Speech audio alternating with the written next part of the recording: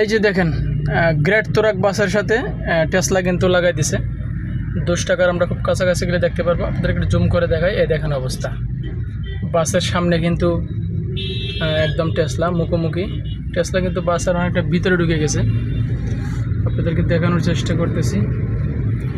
আসলে টেসলার কোনো নিয়ম কারণ নাই। দেখেন এই গাড়িটা হয়তো চাপাইতে চাইছিল বাম সাইডে টেসলা, কিন্তু ও তার বামে খেয়াল করে নাই, বাস এসে মেরে দিছে। এই দেখেন যাত্রী কিন্তু অনেক ব্যথা পাইছে, গাড়ির ক্ষয়ক্ষতি হয়েছে। দেখেন দেখেন গাড়ি কিন্তু আটকাই দিছে।